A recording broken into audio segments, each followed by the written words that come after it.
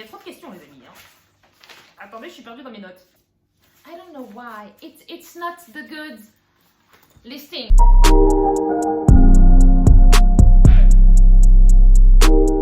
How are you, beautiful people? Aujourd'hui, on se retrouve dans une nouvelle vidéo et je réponds à vos questions. Pour ceux qui ne me connaissent pas, je m'appelle Wassila Hamdani et je suis décoratrice d'intérieur et j'aide les passionnés à se lancer dans le métier. Vous trouverez dans la description de cette vidéo un lien qui vous permettra d'accéder à ma formation gratuite où je vous dévoile tous les secrets que personne n'ose divulguer. Autre chose, les amis, n'oubliez pas de save the date pour la journée du lundi 4 avril. Ce sera le lancement officiel de ma formation. Et le but de cette formation, c'est de vous faire vivre une immersion, de vous projeter dans le métier qui vous attend, mais pas seulement, de vous apprendre tout ce dont vous avez besoin pour pouvoir vous lancer sereinement dans le métier et pouvoir créer votre business. Donc si vous avez des questions, n'hésitez pas à me les poser ici sous cette vidéo ou de m'envoyer un petit message sur Instagram, je me ferai un plaisir de vous répondre.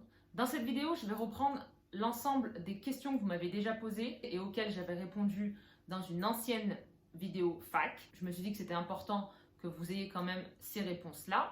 Donc maintenant, je vais répondre à vos questions, les amis. Alors, du coup, on commence par vos anciennes questions. J'ai l'impression de passer d'examen. Alors, the first one. Par où commencer? Comme je vous l'avais suggéré, de vous former. Il faut vous former, les amis. Formez-vous sur la base du métier. Qu'est-ce que c'est la base du métier? C'est comment créer une ambiance. Comment se projeter dans l'espace, optimiser l'espace, comment dessiner un plan 2D, comment modéliser un plan 3D, comment présenter vos idées à vos clients. Ensuite, il y a toute la partie technique qui est un peu plus longue.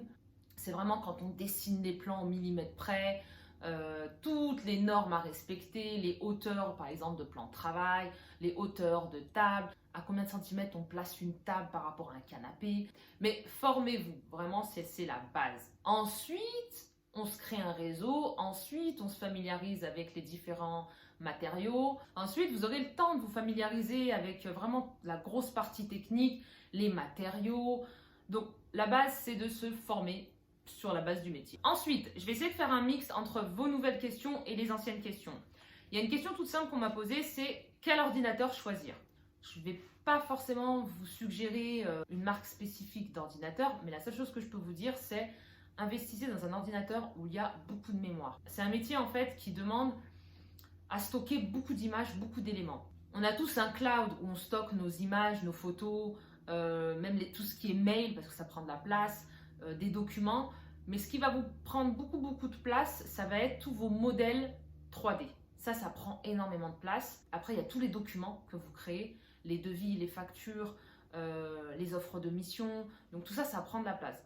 Donc, c'est soit vous prenez un ordinateur portable, c'est ce que j'aime moi, et j'ai investi dans un disque dur externe, soit vous prenez tout de suite un big ordinateur, et là vous êtes sûr d'avoir la mémoire nécessaire. Voilà pour cette question.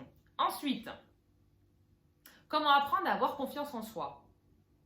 I know, it's so difficult. Ça c'est un big module, d'ailleurs c'est le premier module avec lequel je commence ma formation, où on va travailler sur le mindset.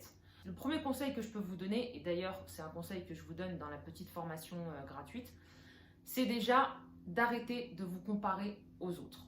Vous n'allez pas acquérir toutes les compétences d'une personne qui a 10 ans de métier. Non, donc commencez de là où vous êtes, apprenez, formez-vous, familiarisez-vous avec le vocabulaire, avec le monde de la décoration et de l'agencement, et c'est petit à petit. Mais ne vous mettez pas la pression.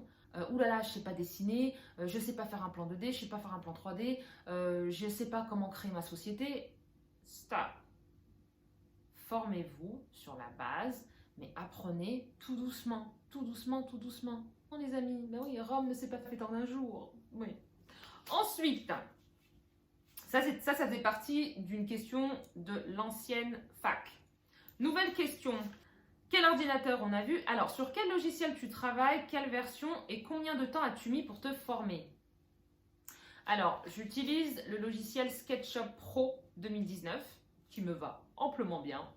Combien de temps j'ai mis pour me former sur ce logiciel? Eh bien, j'ai mis 2 ans.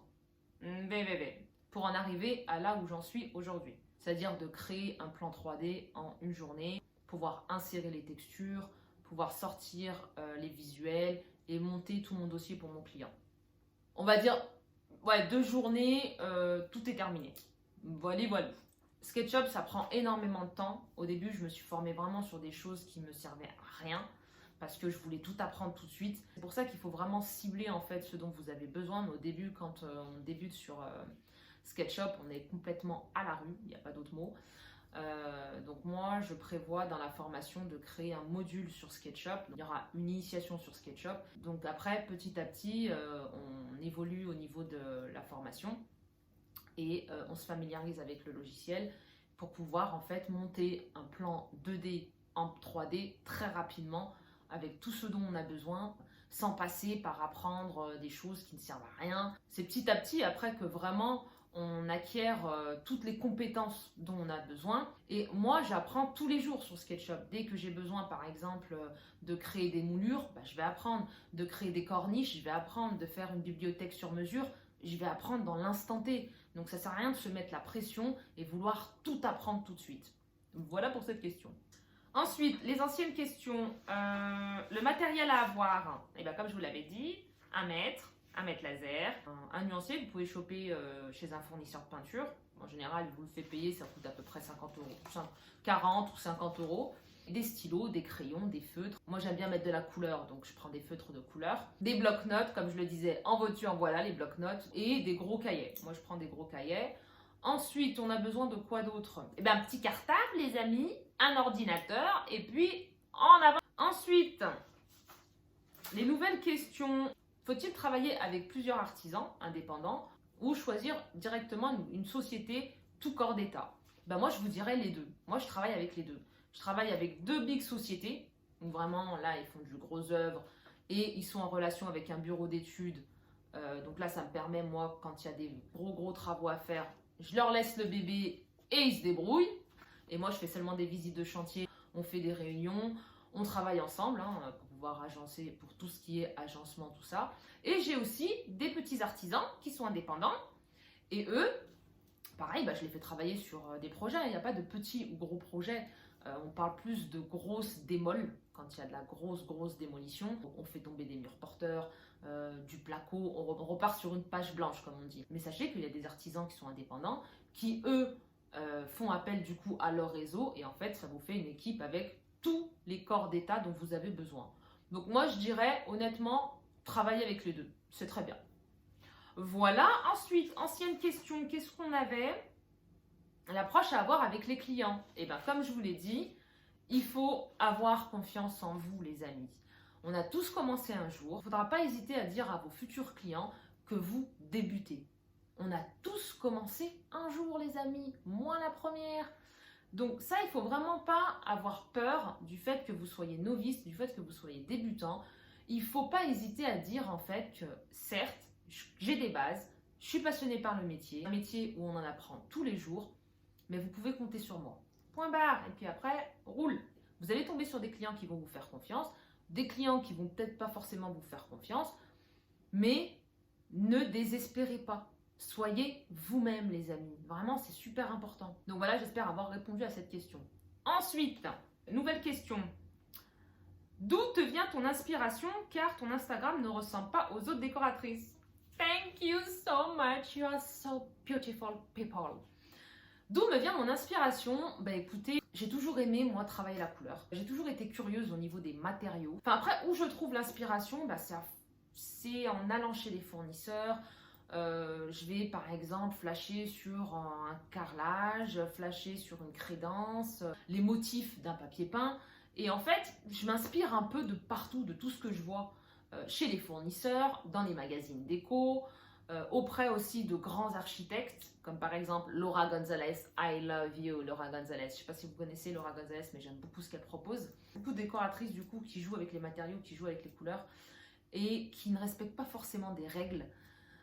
Donc moi voilà, c'est ça en fait. Mon mot d'ordre, moi, c'est que je ne respecte pas forcément les règles. Petit à petit, j'essaye d'imposer vraiment ma signature. C'est quelque chose qui s'apprend avec le temps.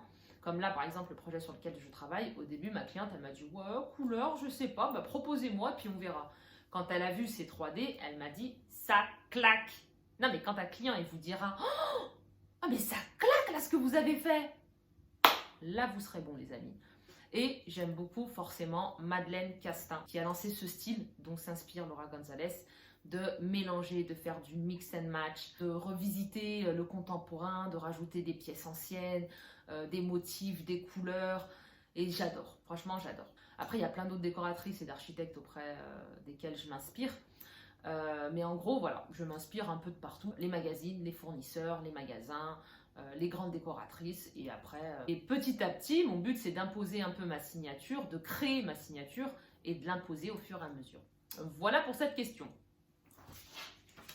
Ensuite, donc ça c'était les nouvelles questions. Ancienne question. Le métier sur le terrain, bah, comme je l'ai dit, c'est la bombe, on s'éclate. Ça demande beaucoup d'organisation, comme je vous l'ai expliqué dans ma vidéo précédente. Bah, voilà, il y a des fois où on tombe sur des problèmes au niveau des travaux. Donc c'est un travail d'équipe. On est forcé de travailler en étroite collaboration avec les artisans. Donc eux, ils sont vraiment sur le terrain, ils ont l'habitude, donc ils nous apportent des solutions. Ça c'est pour la partie travaux.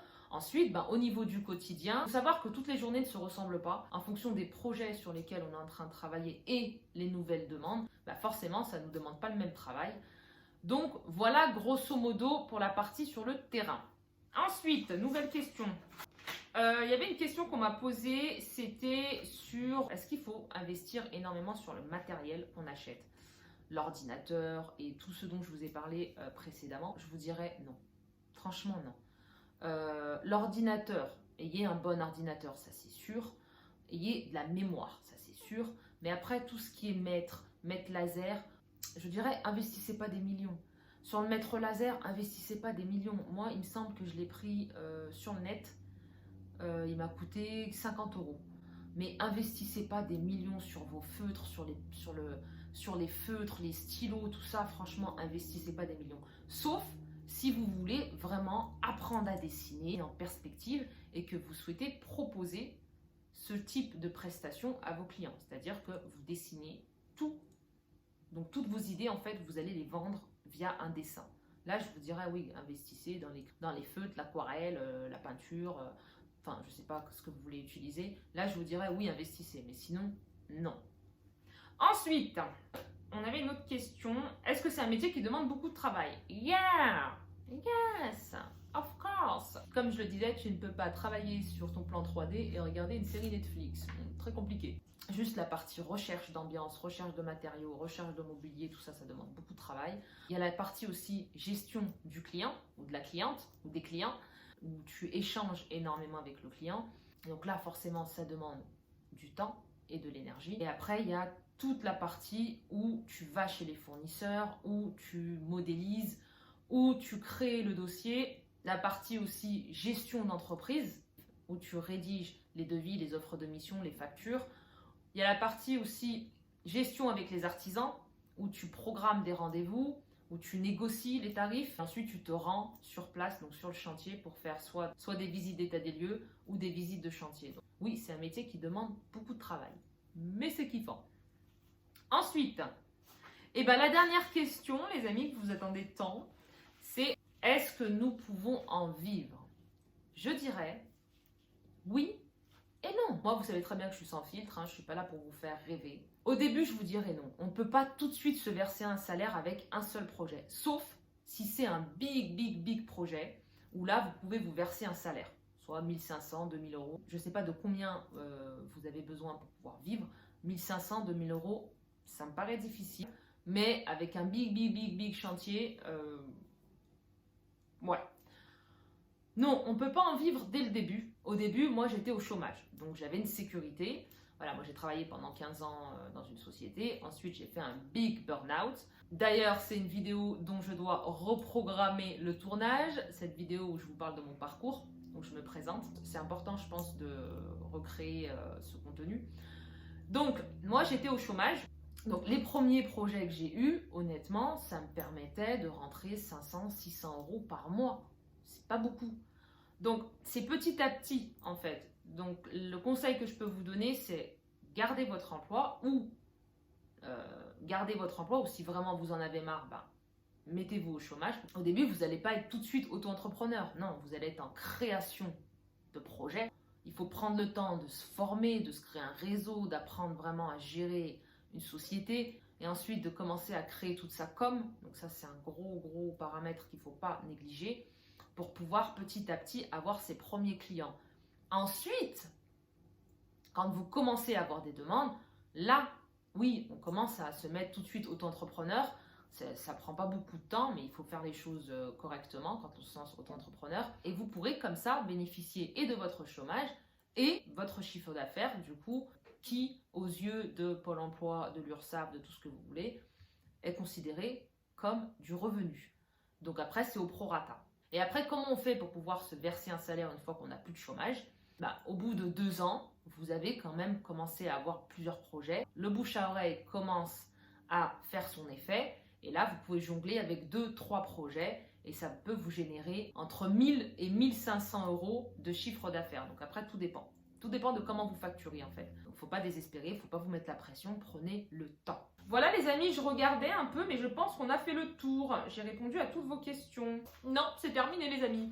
Donc n'hésitez pas à me poser d'autres questions ici ou sur Instagram, je me ferai un plaisir de vous répondre. Donc je vous souhaite une belle journée, un bon dimanche, une belle semaine et prenez soin de vous.